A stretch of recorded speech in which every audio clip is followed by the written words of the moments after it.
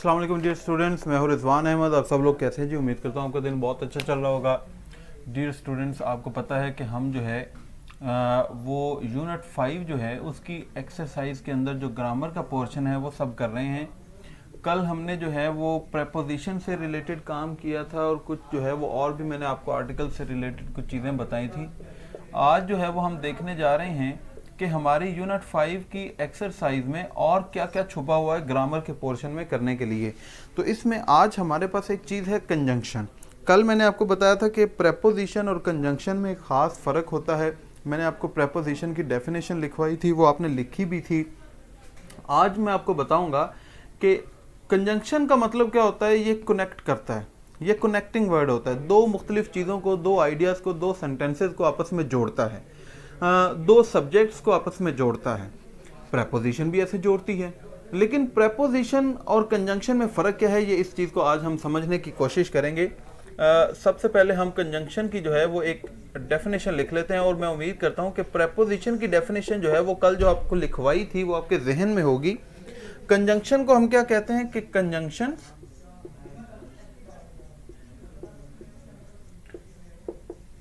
Join words and sentences.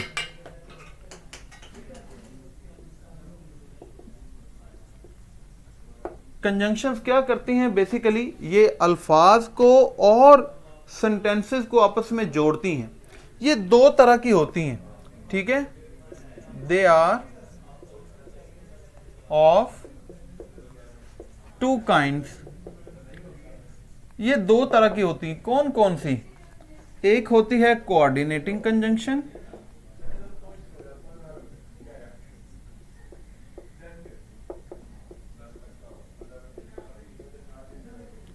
और दूसरे number पे होती है सबऑर्डिनेटिंग कंजंक्शंस।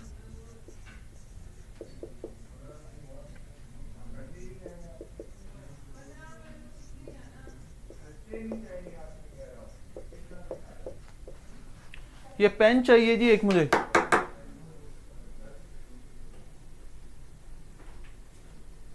पेन देखिएगा जरा जी बेटा। ये अभी आपको बोर्ड पर जो है वो जो लिखा नजर आ रहा है, अभी हमने इसकी डेफिनेशन लिखी। देखें, प्रेपोजिशन और कंजंक्शन की डेफिनेशन जो है, इन दोनों को जहन में रखें कि प्रेपोजिशन क्या करती है कि प्रेपोजिशन बेसिकली अपने से बाद में आने वाला जो कोई ऑब्जेक्ट है या जो नाउन प्रोनाउन है उसका बेसिकली लिंक शो करती है, उसको जोड़ती है अपने से पीछे सब्जेक्ट या ऑब्जेक्ट के साथ। समझ आ रही है?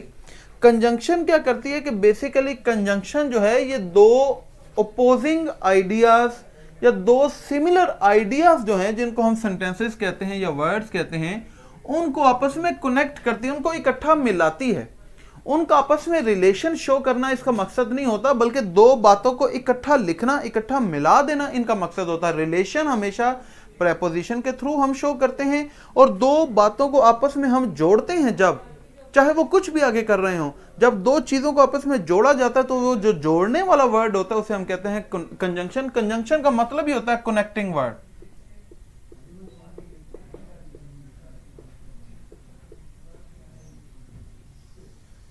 ठीक है बेटा, दो तरह की होती हैं, कोऑर्डिनेटिंग कंजंक्शंस और दूसरी कौन सी होती है? Subordinating conjunctions. अब ये देखिए, कोऑर्डिनेटिंग कंजंक्शंस क्या करती हैं कि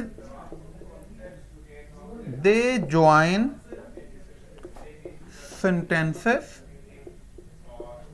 of equal ranks। अब देखो, ये equal ranks का मतलब है इंडिपेंडेंट कंजंक्शंस। आपको पता है कि दो तरह की क्लॉजेस होती हैं, एक होती है इंडिपेंडेंट क्लॉज और एक होती है डिपेंडेंट क्लॉज। अब ये याद रखें कि कोऑर्डिनेटिंग कंजंक्शंस जो होती हैं ये बेसिकली दो इंडिपेंडेंट सेंटेंसेस को आपस में जोड़ती हैं। कोऑर्डिनेटिंग कंजंक्शन क्या होती है? जो दो इंडिपेंडेंट कंजंक्शंस हों और जो दो इंडिपेंडेंट क्लॉजेस हों, उन दोनों को जो चीज जोड़ती है उसे हम कहते हैं कोऑर्डिनेटिंग कंजंक्शन। सबऑर्डिनेटिंग कंजंक्शन क्या करती है?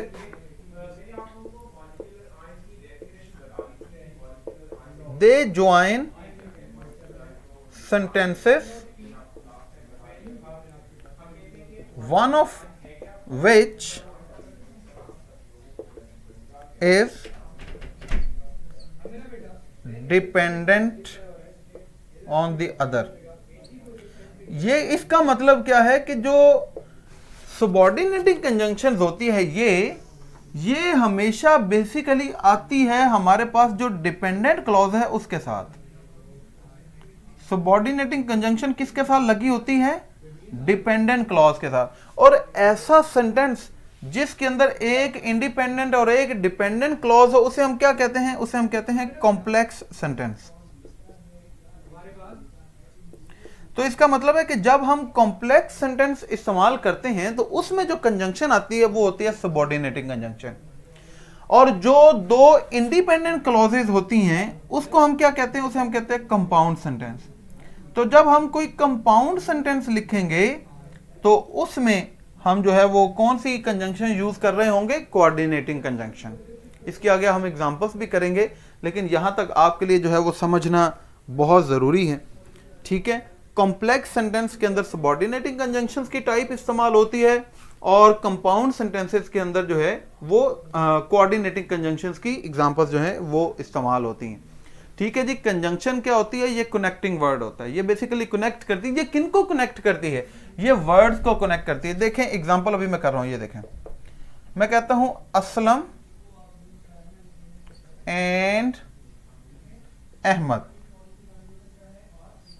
अब देखिए ये दो चीजें हैं, असलम अहमद। इन दो चीजों को हमने आपस में जोड़ दिया एक वर्ड के साथ, एंड के साथ। ये बेसिकली क्या है? ये हमारी कंजंक्शन है। देखा, प्रेपोजिशन क्या करती है कि प्रेपोजिशन असलम और अहमद के दरमियान जो लिंक है उसको शो करेगी। लेट्स से कि मैं कहता हूं कि Aslam is standing beside Ahmad. Aslam जो है वो अहमद की एक तरफ खड़ा है। अब यहां पर असलम और अहमद का लिंक शो किया गया है, इनका रिलेशन शो किया गया है, इनके दरमियान कंडीशन शो की गई है। तो यहां पर बिसाइड क्या है? ये बेसिकली प्रेपोजिशन है। यहां पर हमने असलम और अहमद को मिला दिया। अगर मैं ये एग्जांपल इस तरह लिखूं कि देखें, मैं कहूं Aslam and Ahmad are standing in the bazaar. वो बाजार में खड़े हैं। अब यहां पर ये देखें कि ये इन जो है ये बेसिकली रिलेशन शो कर रही है अपने से बाद में आने वाले जो नाउन या ऑब्जेक्ट है बाजार के, इस बाजार का पीछे बयान किए गए सब्जेक्ट या वर्ब के साथ क्या ताल्लुक है? तो वो खड़े हैं, कहां पर खड़े? बाजार के अंदर। ठीक है, अगर हम यहां पर इन की जगह कोई और लिखेंगे तो अगर मैं लिखूं बिहाइंड द बाजार, बाजार के पीछे, तो अब इनका मतलब चेंज हो गया। समझ आ रही है? तो बेसिकली प्रेपोजिशन एक लिंक शो करती है। और यहां पर ये एंड जो है इसने इन दो चीजों को, असलम और अहमद को इकट्ठा कर दिया, इनको मिला दिया। तो जो कनेक्ट कर रहा होता है दो वर्ड्स को, उसे हम क्या कहते हैं? कि ये हमारी कंजंक्शन है। तो जो रिलेशन शो करती है वो क्या होती है? हमारी प्रेपोजिशन। समझ आ गई? कंजंक्शन और प्रेपोजिशन में बेसिकली फर्क क्या होता है कि कंजंक्शन किस तरह कनेक्ट कर रही होती है। अब ये तो देखें कि उसने दो वर्ड्स को आपस में कनेक्ट कर दिया। अब इसी तरह दो मुख्तलिफ सेंटेंसेस को जो चीजें कनेक्ट करती हैं उसमें भी हम जो चीज यूज करते हैं वो भी होता है कंजंक्शन। मैं यहां पर ये मिटा रहा हूं ताकि हम जो है वो एक एग्जांपल लिख सकें। देखो, ये मैं आपके सामने एक एग्जांपल लिख रहा हूं। देखें, मैं कहता हूं I play football but I love hockey as well. मैं फुटबॉल खेलता हूं लेकिन मुझे हॉकी भी पसंद है। अब देखिए ये दो बातें हैं, एक है फुटबॉल खेलना और एक है हॉकी को पसंद करना। ये दो बातें हैं। इन दोनों बातों को हम अगर चाहें तो फुटबॉल के बाद फुल स्टॉप लगा के बट को खत्म करके हम यहां पर नया सेंटेंस भी लिख सकते हैं, लेकिन हमने नहीं लिखना सोचा। हमने कहा नहीं, मैं इन दोनों बातों को इकट्ठा ही लिखूंगा। तो जब दो बातों को, चाहे वो मिलती जुलती हो, चाहे वो एक दूसरे से मुख्तलिफ हो, जब दो बातों को अलग अलग आप लिखने की बजाय आप इकट्ठा लिखना चाहते हैं, तो फिर उनको हम जोड़ते हैं किसी वर्ड के साथ, उनको हम कनेक्ट करते हैं। तो वो कनेक्ट करने वाला वर्ड जो है वो फिर क्या कहलाता है? ये कहलाता है कंजंक्शन।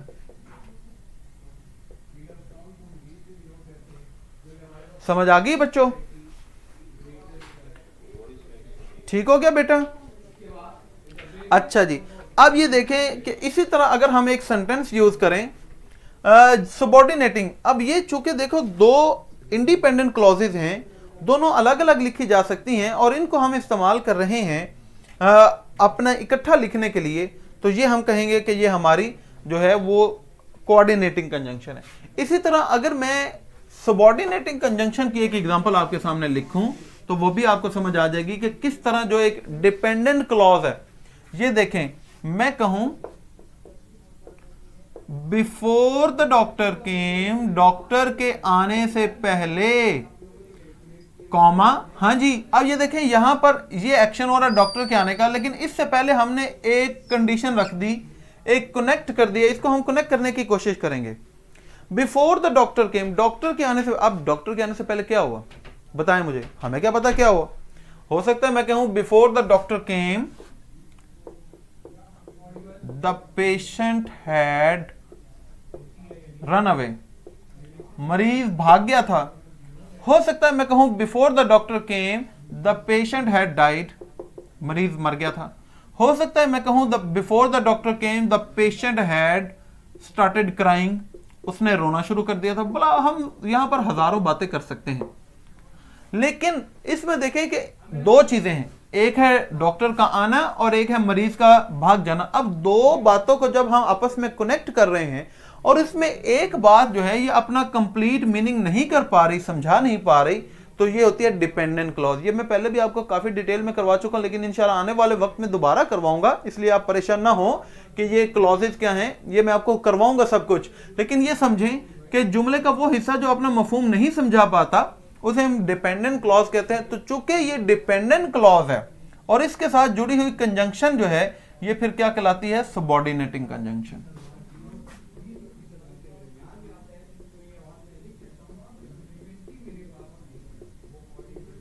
लो भाई, ठीक हो गया। ये मैं अब साइड पर हूं, आप मेरा बेटा इसकी एक दफा पिक्चर जरूर बोर्ड की खींच लो, या आपने अल्लाह करे कि आपने ऐसा किया हो कि आपने साथ जो है वो नोट भी कर लिया हो सारा कुछ, ताकि आप देखिए ये चीजें हम बार बार तो नहीं कर सकते ना बच्चों, ये आपको किसने करवानी है? जब हम दोबारा कभी इन चीजों को कर रहे होंगे तब मैं इस तरह डिटेल में तो आपको चीजों को नहीं समझाऊंगा, तब तो मैं फिर जो है वो आपको भागता हुआ आगे जाऊंगा। जो बच्चे माशाल्लाह, कुछ बच्चे कह रहे हैं जी हाँ हमें सब क्लियर है, अली अफजल कह रहे हैं it's as easy as ABC, very good. चलो भाई ये तो कमाल हो गया अली अफजल, अल्लाह करे इसी तरह जो है वो तुम्हें समझ आती रहे, बड़ी अच्छी बात है। जो जिस बच्चे को अगर समझ नहीं आई तो वो मुझसे अभी पूछ सकता है। आज हम कर रहे हैं कंजंक्शन, और मैंने कंजंक्शन के बारे में पूरी कोशिश की कि आपको अच्छी तरह से समझा सकूं कि कंजंक्शन जो है वो क्या होती है।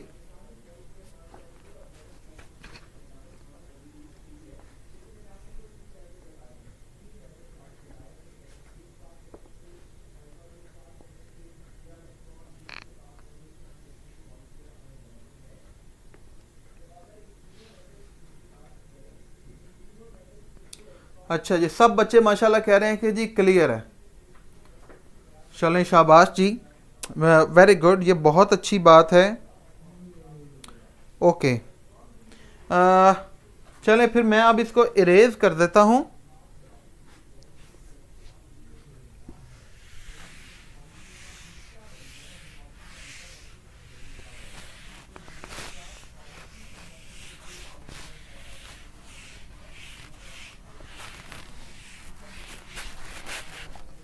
अब मेरा बेटा कंजंक्शन से रिलेटेड एक एक्सरसाइज है छोटी सी जो हम करने जा रहे हैं। इसमें आपने मुख्तलिफ जो कंजंक्शंस हैं वो यूज करनी है। जैसे कि पहला हमारे पास सेंटेंस है, he ran fast dash he missed the train. अब देखो ये दो बातें हैं, एक है ट्रेन का मिस करना और एक उसका भागना। ये इन दो बातों को हमने कनेक्ट करना है किसी कंजंक्शन के साथ, ठीक है। उसके बाद है वेट डैश आई रिटर्न, ठीक है जी। तीसरा है हमारे पास work hard dash you should fail, full stop. चौथे नंबर पे है I did not come dash you did not invite me. पांचवें नंबर पे है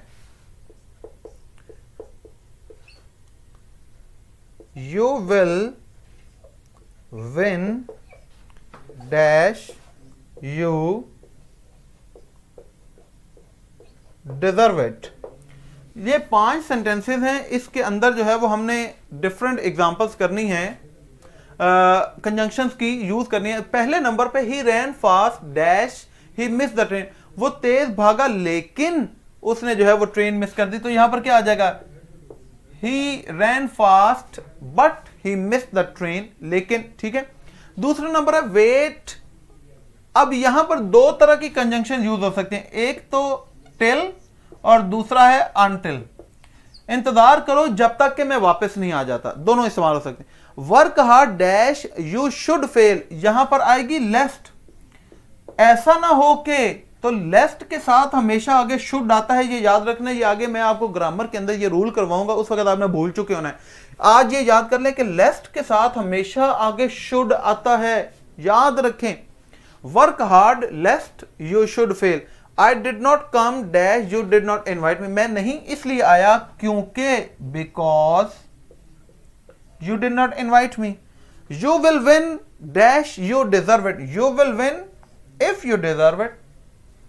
ठीक हो गया बेटा, ये 5। तो अब आपको समझ आ गई कि देखो किस तरह दो मुख्तलिफ चीजों को आपस में मिलाने वाले जो वर्ड्स हैं उनको हम क्या कहते हैं, कंजंक्शंस।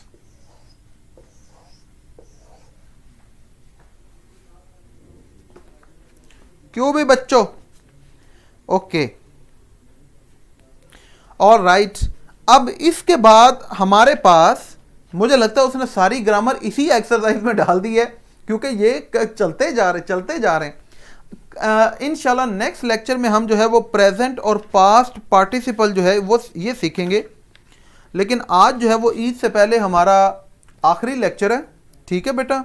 अब इंशाल्लाह ईद के बाद जो है वो आपसे मुलाकात होगी। अपना ख्याल रखें, दुआ में याद रखें। आज का हमारा लेक्चर भी यहाँ पर वाइंड होता है और उम्मीद करता हूँ कि आपको लेक्चर जो है वो पसंद भी आया होगा। जब लेक्चर ख़त्म हो तो लेक्चर के बारे में आपने अपना फीडबैक ज़रूर देना है, ज़रूर अपना फीडबैक दें। जितने भी बच्चे ऑनलाइन हैं और जिन्होंने अभी तक मुझे फॉलो नहीं किया, वो ऊपर मेरी पिक्चर आपको शो होगी, उसे क्लिक करें। कल मैंने, अच्छा जी, जितने भी जो हैं वो मुझे फॉलो करें। अपना ख्याल रखें, दुआ में याद रखें और मेरी तरफ से जो है वो आप लोगों को बहुत बहुत ज़्यादा ईद मुबारक। अल्लाह हाफिज़।